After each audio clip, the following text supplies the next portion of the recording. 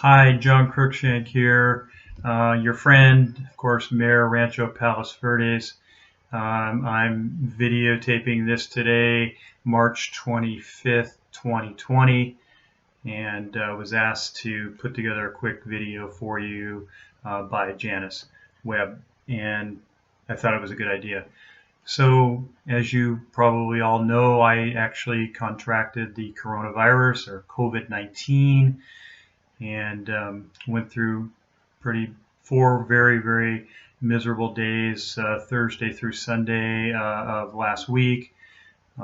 This Monday, just a few days ago, I started feeling much better and have felt fine for the last 3 days. So obviously a lot of stories on the news. You've seen a lot of that, I'm sure, and where I got the virus. I contracted the virus at Trump National.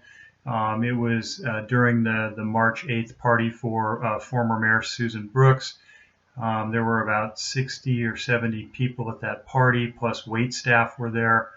And I got it holding a microphone somewhat immediately after another individual who I had never met, still haven't met, had held that microphone and said a few words about Susan as well. So the spread of and then there were people that held that microphone after me that did not get sick. In fact, you'll see the picture you see of Supervisor Hahn. She's holding that same microphone. She did not. Oh, I don't know if she tested positive or not, because people are not necessarily releasing their medical records to me. They don't have to individuals. So anyhow, so I contracted the virus on March 8th. I started showing some probably initial symptoms on the 10th. I started self-quarantining myself last week, which would have been the 18th, March 18th, the night of, and then I had exhibited terrible symptoms from Thursday through Sunday, but Monday through now I've felt fine. My symptoms included really the worst headache I've ever had in my life. I had lethargy. I had a little bit of body aches. I couldn't sleep at all. I was hallucinating when I was trying to sleep at night. So things in my mind weren't straight. Certainly not a good time to be trying to do anything other than getting rest and get healthy. And I drank lots of fluids during that time. I never had a crazy cough. And I had fevers, but the highest fever I ever had was 101. I have not had a fever since Sunday, and so that's where I'm at right now. I'm going to be ending my self-quarantine fairly soon, pursuant to Los Angeles County Department of Public Health guidelines. Janice asked me to give you a few thoughts. Her first was she wanted what my reaction was when I learned that I had contracted the disease. Well, so as you know, I did attend the event on the 8th. I didn't find out about others at the party having the coronavirus until the 15th, a full week later. I really didn't exhibit full symptoms that would make me worry until, like I say, last week, Wednesday, Thursday. And so at that point, I don't think I had a reaction that I was sick. I just wanted to get better and just couldn't do anything about it other than sleep. I did get tested last Friday, and I ended up getting my results fairly quickly on Sunday, just a couple days after getting my tests. I got tested at a little company in Mary in San Pedro during the middle of the day. They have set up a triage tents in their emergency room parking lots, and so that's where I went to get tested. And they sent my results to a private lab because I wasn't a county official or someone that worked for the county. But when I got there, they said I needed to be tested. Well, actually, my doctor said I needed to get tested because of my symptoms and because of my exposure. So anyhow, my reaction to it was positive results was I figured I had already had the virus. So I wasn't surprised at all when I got a positive result. I was surprised my wife had a negative result. Her and I have been quarantined together in our home. And obviously we are here every day and or night together. And so, but she has not really exhibited any type of symptoms, and she's been fine. She's been working outside, gardening, all that stuff. Okay, so during the thoughts during these days, so the 4 days of hell, I really had no thoughts other than I need to get better. This is awful. Once I was better, my thoughts have been, obviously all over the board because, the story about me getting sick has been out there. I've been interviewed. That's been picked up nationally or internationally. So a lot of people know about my story. And my story actually, I would hope, comes off as one of hope because the thing is, nobody really knows what's going on. There's a lot of chaos still. I'm 53 years old. I got it. I tested positive. I got through it. It was 4 bad days, and now I'm fine. And so I want people to know that this is survivable. We'll get through it, and that. So I guess my initial thing is my family's safe. I hadn't heard from so many people in my life in 2 day period. Just think about every single person you've ever known in your life contacting you in 2 days. That's what it's been like.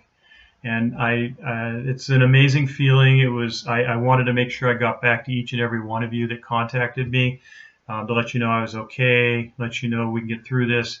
And so then, as mayor of the city, I feel it's my responsibility to also show that this thing can be overcome.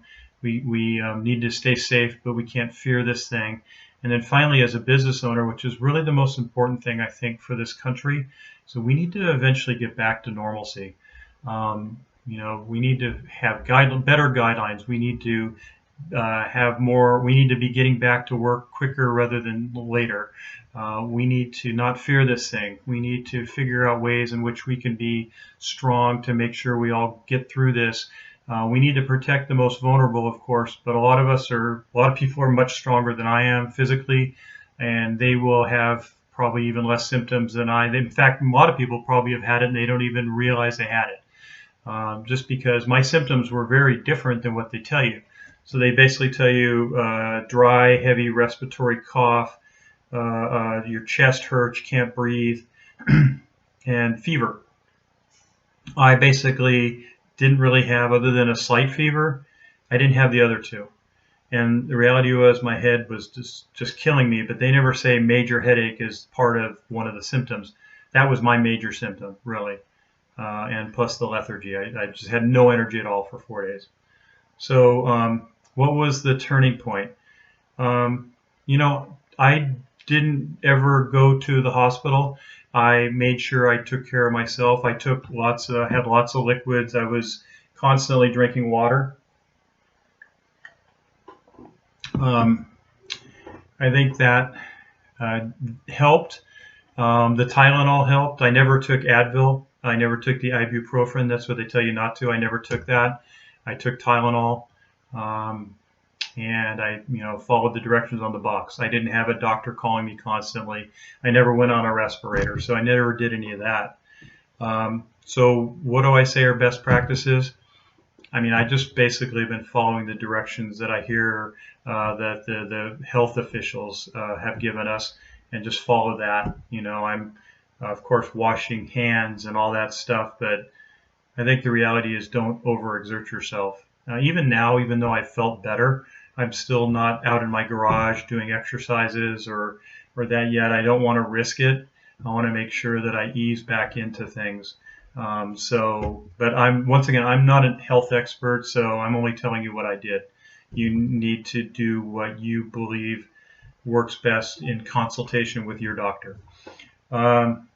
Do I have a change in life perspective? That was one of the questions, and I think that's a good question because, my God, our country is so fragile. Who would have thought that we could basically destroy ourselves so quickly with a disease that, albeit it's terrible and it's done a lot of harm in the world, but the reality is so has the flu, and so has Ebola, and so have so many other awful diseases we've had in this world. Our doctors are going to have treatments eventually, I don't believe they have enough testing kits to keep up with a demand that probably would really help the psyche of this country. But because they don't have it, I think we just need to deal with it in the best we can. Uh, People are amazing. My community has been amazing. You guys have been amazing in terms of reaching out and seeing how I'm doing. But every single email I've had, I sense a fear in every one of the emails.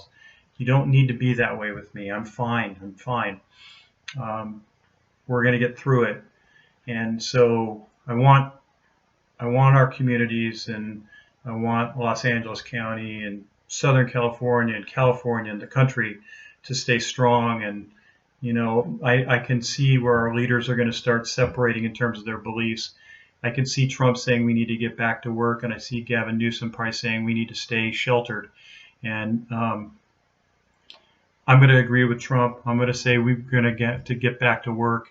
We're going to have to do what we do as Americans. We risk, and we get rewards.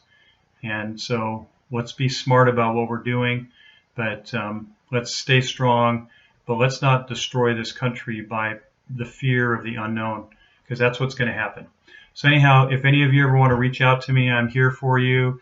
You guys are all out meeting and keeping the faith of conservatism and small government out there going, and I appreciate that. You can see you can't rely on the government at all. You can rely on them for coming up with more and more guidelines and rules to restrict us. But the reality is that's not going to help us anymore. I think at this point we need to be more proactive and clever about this and be more aggressive against it. And we need to make sure that the people around us have jobs and food and can survive, or else we're going to have issues.